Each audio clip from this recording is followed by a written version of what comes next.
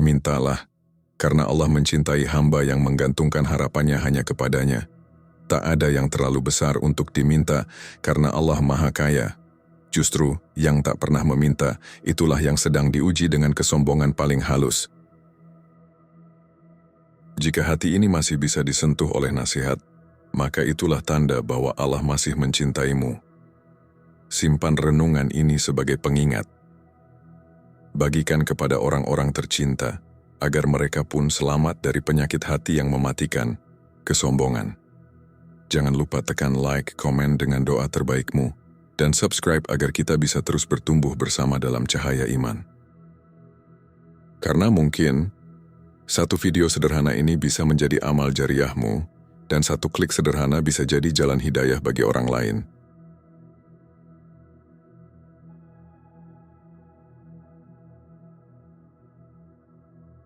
Assalamualaikum warahmatullahi wabarakatuh. Pernahkah kamu merasa malu meminta kepada Allah karena merasa permintaanmu terlalu banyak? Atau mungkin kamu berpikir, "Sudahlah, aku ini siapa? Masa ia pantas minta sebesar itu kepadanya?" Padahal, justru Allah mencintai hamba yang terus meminta. Bahkan, Allah murka kepada hamba yang enggan berdoa. Bukankah Allah Maha Kaya? Bukankah semua yang ada di langit dan bumi miliknya? Tapi kenapa kita masih sering merasa canggung untuk meminta dengan penuh keyakinan? Mengapa ada rasa gengsi, ragu, atau bahkan keputusasaan saat berdoa? Mungkin kita lupa bahwa tidak ada satupun pemberian Allah yang bisa habis, walaupun seluruh makhluk meminta secara bersamaan. Maka, justru ketika kita tidak pernah meminta, itulah tanda sombong yang tak terasa, karena merasa cukup tanpa Allah. Sementara Allah sendiri berfirman bahwa hanya Dia yang berhak menyombongkan diri. Kita, hamba, mari duduk sejenak, merenung bersama tentang betapa indahnya hubungan kita dengan Allah, Sang Maha Pemberi yang tak pernah mengecewakan permintaan. Dalam hidup kita semua punya keinginan. Ada yang sedang berharap punya rumah, ada yang ingin sembuh, ada yang sedang berjuang bebas dari utang. Tapi di antara semua itu, ada satu hal yang sering kita lupa, bahwa Allah senang bila kita meminta kepadanya. Rasulullah bersabda, "Barang siapa tidak meminta kepada Allah, maka Allah murka kepadanya." Sungguh, Allah bukan seperti manusia yang jenuh bila dimintai terus-menerus. Justru semakin banyak kita meminta, semakin besar kecintaannya. Lalu kenapa kita malu? Kenapa kita merasa gengsi untuk curhat, menangis, dan memohon sebanyak-banyaknya?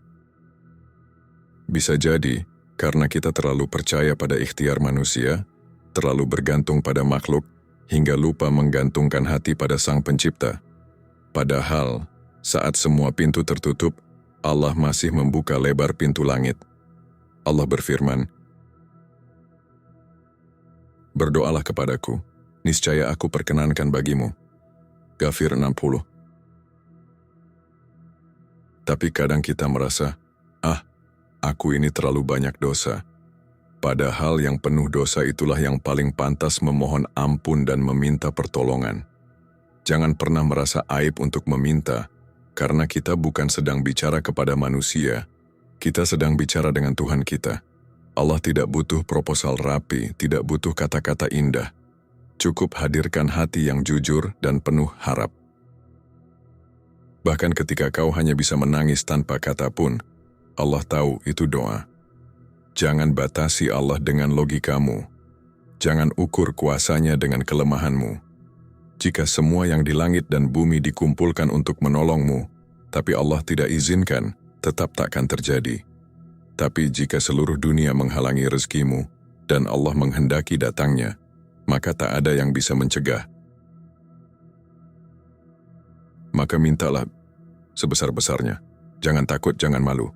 Sebab kamu sedang mengetuk pintu Raja segala raja. Tak ada permintaan yang terlalu besar bagi Allah. Yang terlalu besar adalah kesombongan kita yang enggan meminta. Sejatinya doa bukan sekadar permintaan. Doa adalah bentuk pengakuan bahwa kita ini hamba dan Dia adalah Tuhan. Yuk, perbanyak doa, perbesar harapan. Karena siapa tahu pintu langit sedang terbuka luas untuk doamu malam ini. Setiap insan lahir dengan potensi kebesaran, tapi kerap terjerat hasrat untuk menyombongkan diri. Allah berfirman, sesungguhnya Allah tidak menyukai orang-orang yang sombong. Luqman 18. Rasa bangga boleh, asal tak berubah jadi kesombongan yang menolak kebenaran.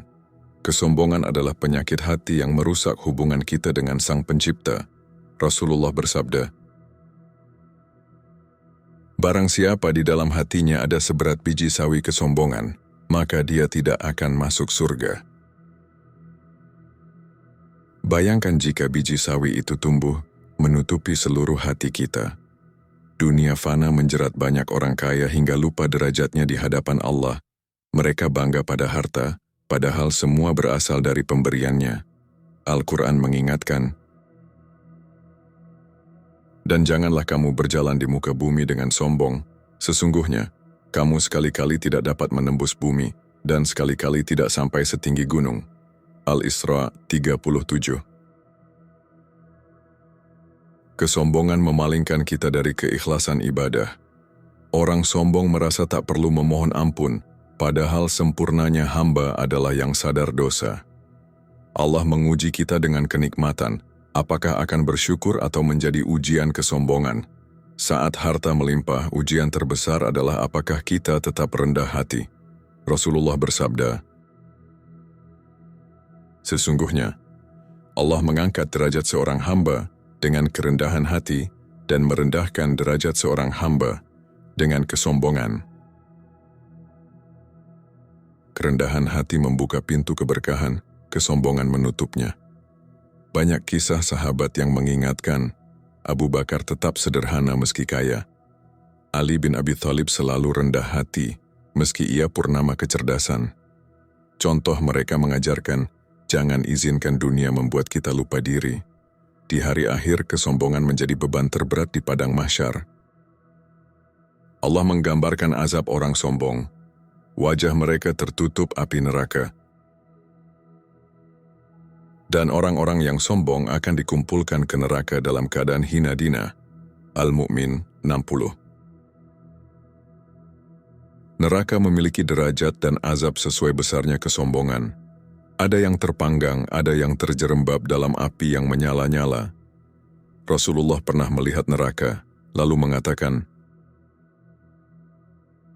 aku belum melihat sesuatu yang paling mengerikan selain hal itu.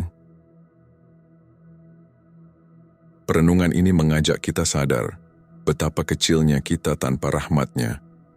Kesombongan menutupi mata hati, sehingga hanya yang gaung dunia yang didengar. Padahal, azab kekal jauh lebih dahsyat daripada gemerlap dunia. Sesungguhnya, perumpamaan kehidupan dunia ini adalah senda gurau dan permainan, dan di akhirat ialah kehidupan yang sebenarnya. Al-Ankabut 64. Permainan dunia membuat kita lalai sampai terperangkap kesombongan. Saat itulah pintu pertobatan harus segera dibuka. Allah berfirman, berbaliklah kamu kepada Tuhanmu sebelum terjadinya siksa yang tidak dapat ditolak. Az-Zumar 54. Pertobatan ikhlas membasuh noda sombong. Doa menjadi obat paling mujarab karena Dia Maha Pengasih. Dan Rabb-mu berfirman, berdoalah kepadaku, niscaya akan kuperkenankan bagimu. Ghafir 60. Namun sering kita ragu, merasa tidak pantas meminta. Justru hamba yang banyak dosa lebih pantas berharap pada ampunannya. Kesombongan membuat hati membisu, tak berani mengakui kelemahan. Padahal mengakui kelemahan adalah tanda keberanian rohani. Allah mencintai hamba yang rendah hati dan sadar kekurangan. Rasulullah bersabda, doa itu senjata orang mukmin.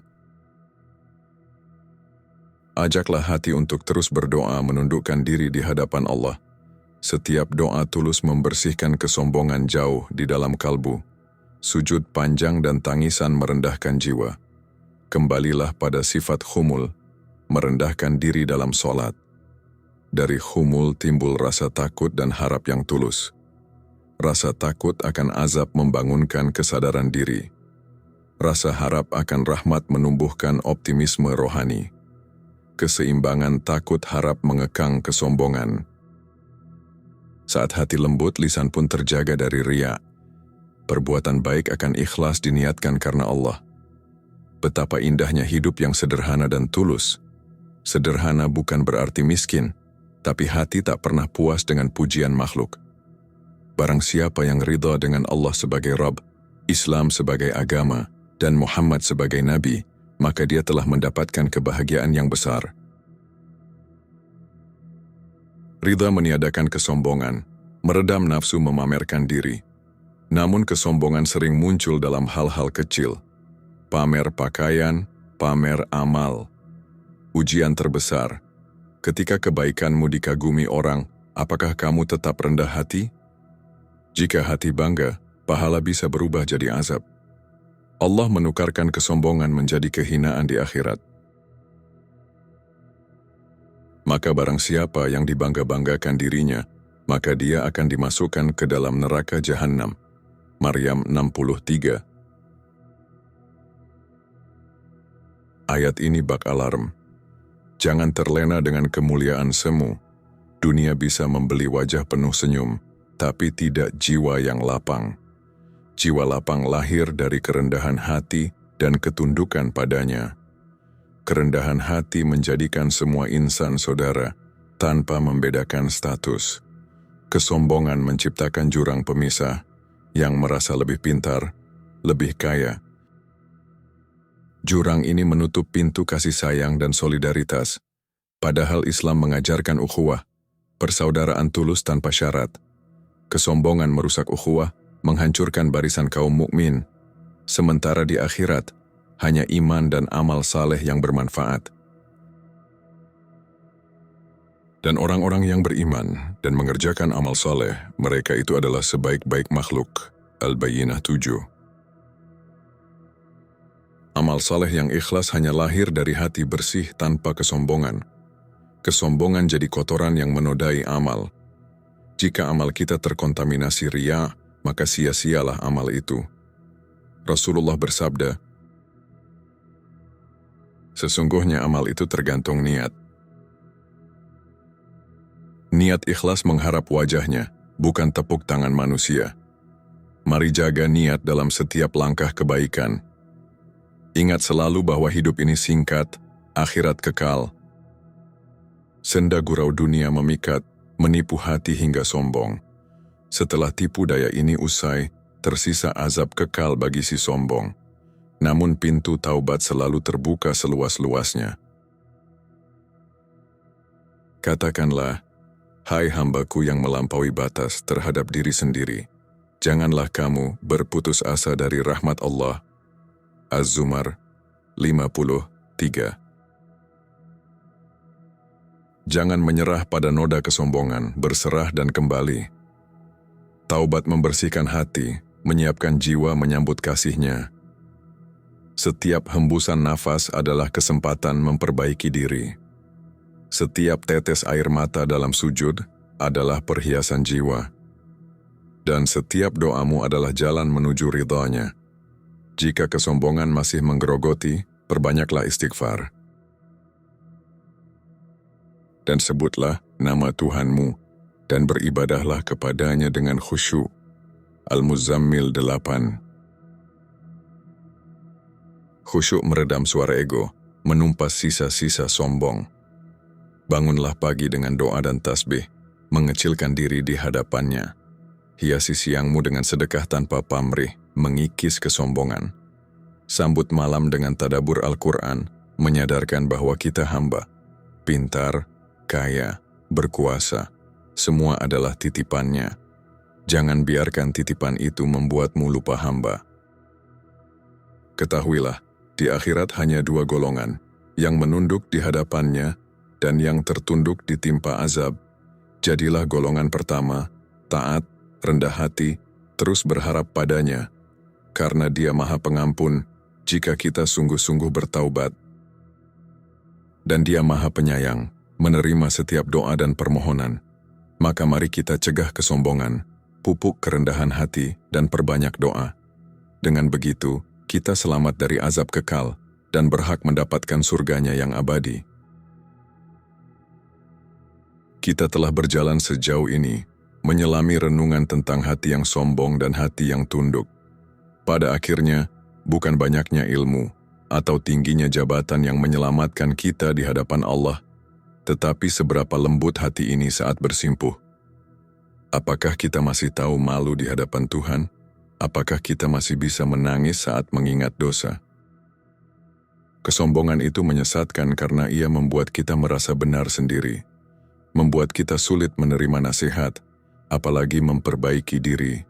Dan yang lebih menyedihkan, kesombongan membuat kita lupa bahwa kita sedang menuju mati, menuju alam yang kekal, tempat di mana semua topeng terlepas dan hanya ketundukan yang bernilai. Maka jangan biarkan hidup ini habis untuk menyombongkan hal-hal yang tak bisa dibawa mati. Kekayaan, pencapaian, popularitas, bahkan amal, jika tak dibarengi dengan keikhlasan dan rasa butuh pada Allah, hanya akan menjadi beban yang menghancurkan. Sebaliknya, bangunlah hidup dengan kesadaran bahwa kita tidak punya apa-apa tanpa Allah. Jadikan doa sebagai jalan pulang. Jadikan air mata sebagai penyuci hati. Jadikan rasa takut dan harap sebagai bahan bakar untuk terus mendekat. Karena pada akhirnya, saat nyawa di kerongkongan tak ada lagi ruang untuk sombong. Tak ada lagi waktu untuk menolak. Dan tak ada lagi jalan kembali. Yang tersisa hanyalah hisab dan keputusan akhir, surga atau neraka. Maka hari ini, selama jantung masih berdetak, selama hati masih bisa bergetar, jangan tunda lagi untuk menjadi hamba yang rendah hati, yang selalu meminta, selalu berharap, dan tidak malu mengaku lemah. Karena hanya hamba yang tahu dirinya hina akan ditinggikan oleh Allah di kehidupan yang kekal. Sahabat, mari kita berhenti sejenak. Tenangkan hati, diamkan pikiran, tundukkan kepala. Mari kita akui, terlalu sering kita sombong, terlalu lama kita merasa kuat, terlalu jarang kita benar-benar minta pada Allah, padahal hanya Dia satu-satunya tempat bergantung yang tak pernah mengecewakan. Berapa banyak nikmat yang kita nikmati tanpa syukur, berapa banyak dosa yang kita lakukan tanpa rasa takut, dan berapa lama lagi kita akan terus merasa cukup, padahal kita tak pernah berhenti butuh rahmat dan ampunan. Hari ini marilah kita menjadi hamba kembali, lepaskan semua topeng, runtuhkan semua kesombongan.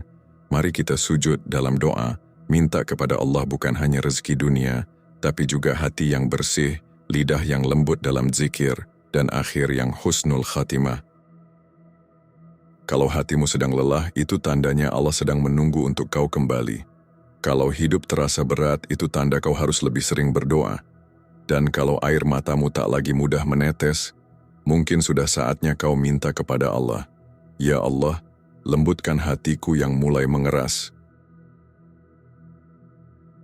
Allahumma shalli ala Sayyidina Muhammad wa ala ali Sayyidina Muhammad. Ya Allah, dengan segala kelembutan-Mu, kami datang bersimpuh di hadapan-Mu. Dengan segala kerendahan kami mengakui betapa sering kami lalai dan merasa cukup. Padahal tanpa rahmat-Mu, kami bukan siapa-siapa. Ya Allah, jauhkan kami dari hati yang sombong. Jauhkan kami dari sikap merasa cukup. Lindungi kami dari keengganan untuk berdoa, dan jangan biarkan kami hidup dalam ketergantungan pada kekuatan diri sendiri. Ya Allah, lembutkanlah hati kami agar mudah tunduk dan menangis. Bukakanlah lisan kami agar ringan menyebut nama-Mu. Ringankan kaki kami untuk sujud di hadapan-Mu. Jangan biarkan kami hidup tanpa cahaya-Mu. Ya Allah, ampuni kesombongan kami yang dulu-dulu. Ampuni doa-doa yang pernah kami abaikan dan permintaan yang enggan kami panjatkan karena merasa tak butuh pada-Mu. Ya Rabb, berikan kami keikhlasan dalam setiap langkah, kerendahan dalam setiap amal, dan kekhusyukan dalam setiap doa. Jadikan kami hamba yang tahu malu untuk sombong, dan tahu malu untuk lupa kepadamu. Karena hanya Engkau tempat kami kembali, hanya Engkau sandaran hidup ini, dan hanya dengan ridha-Mu kami ingin hidup dan wafat. Amin ya Rabbal Alamin. Terima kasih sahabat, telah membersamai renungan ini hingga akhir. Semoga setiap paragraf yang kau baca bukan hanya menjadi ilmu, tapi menjadi jembatan untuk semakin dekat dengan Allah yang Maha Pengasih. Terima kasih telah membuka hatimu untuk kembali menjadi hamba yang tahu bahwa hidup ini bukan tempat untuk menyombongkan diri, tapi tempat untuk merunduk, memohon, dan bersujud. Semoga Allah menjadikan kita termasuk hamba-hambanya yang rendah hati, yang tidak malu meminta, tidak gengsi memohon, dan tidak sombong untuk mengaku lemah di hadapannya. Salam hangat dariku, semoga kita semua diberikan husnul khatimah, dan dikumpulkan bersama Rasulullah di surga yang abadi. Wassalamualaikum warahmatullahi wabarakatuh.